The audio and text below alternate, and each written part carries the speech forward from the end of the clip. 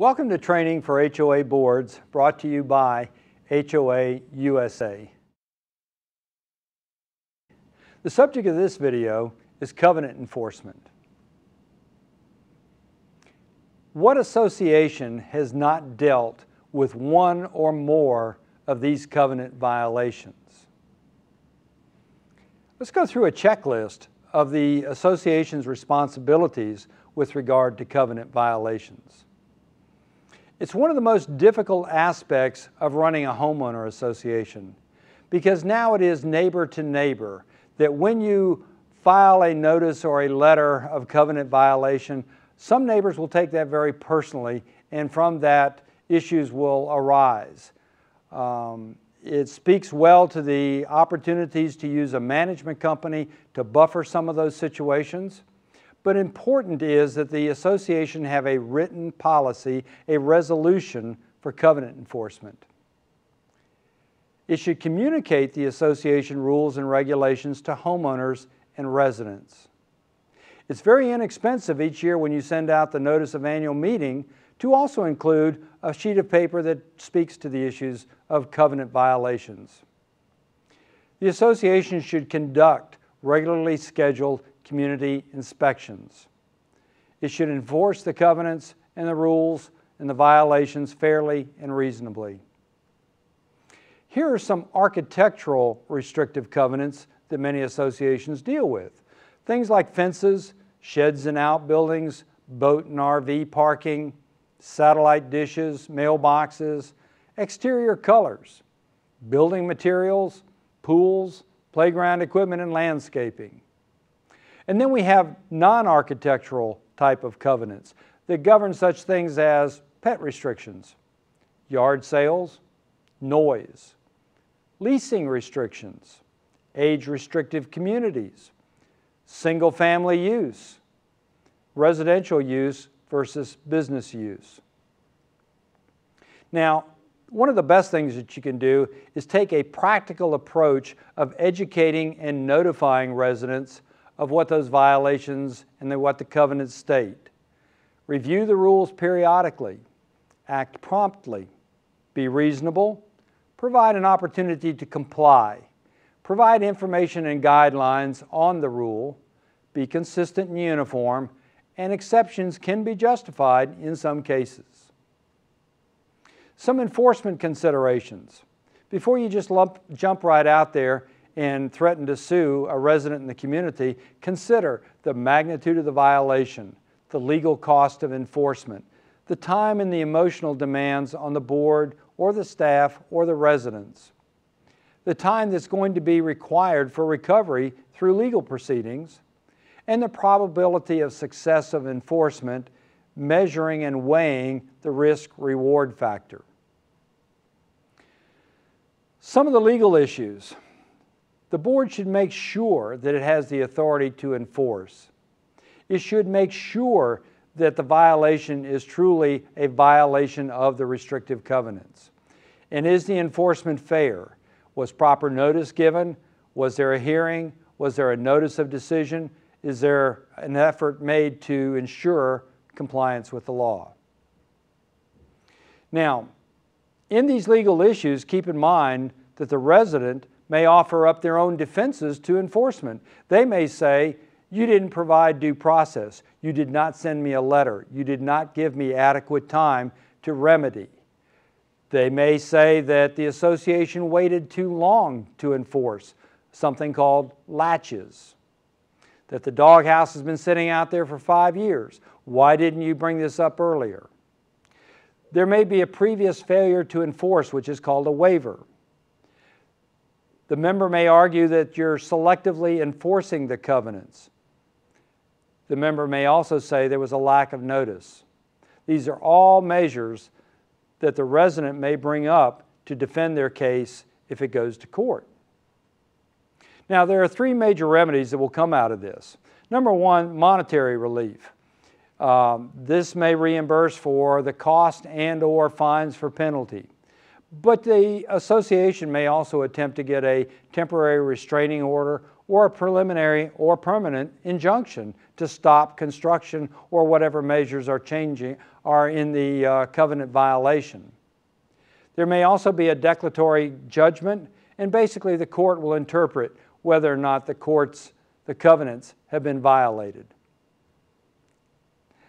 There's two approaches: court litigation versus alternative dispute resolution, and there are state laws that govern the processes in many cases. Court litigation may be more effective and expedient when there's a clear-cut violation.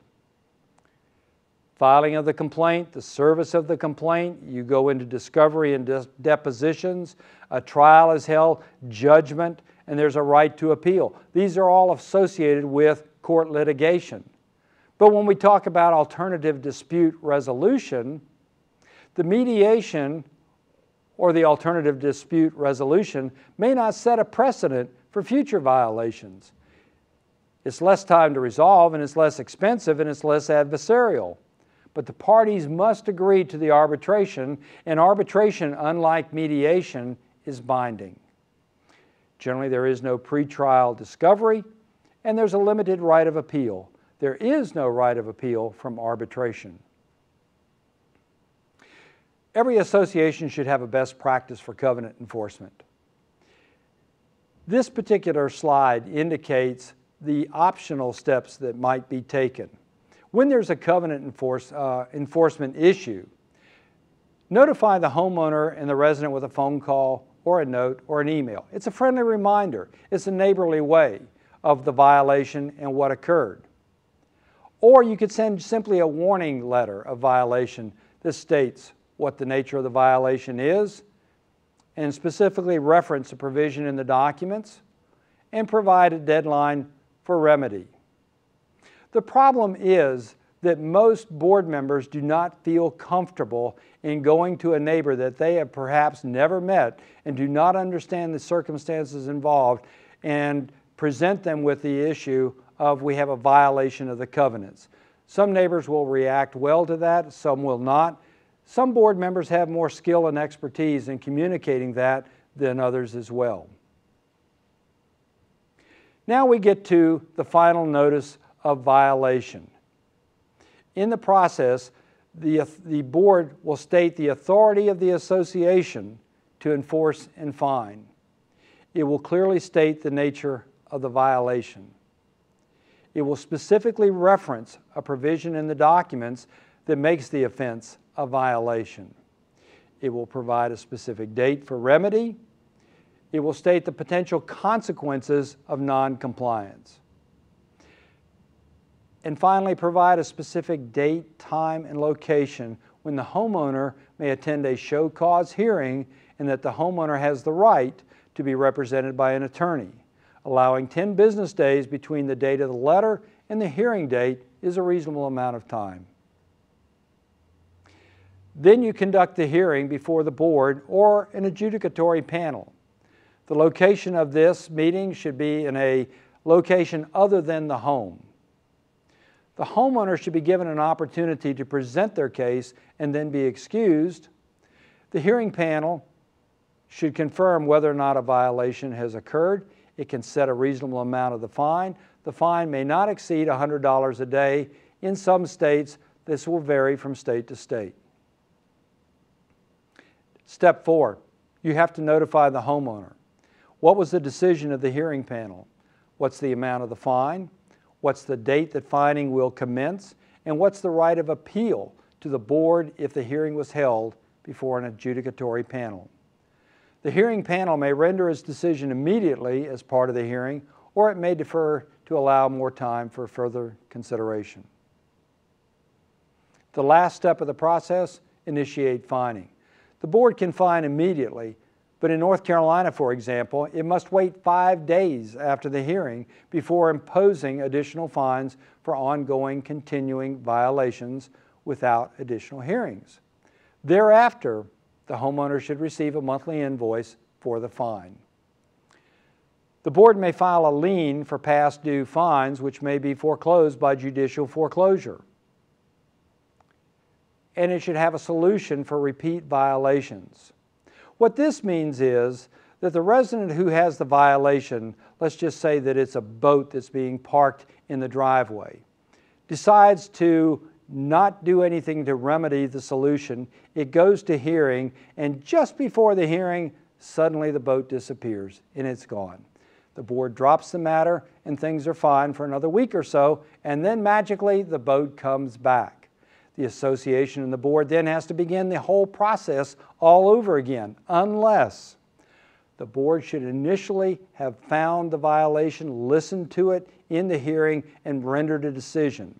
It didn't have anything to enforce at that particular time, but it's on the record that the boat parking in the driveway was a violation, and should it occur again, immediately commence fining. This covers a topic on covenant enforcement and fines. Coming up next, we're going to talk about insurance.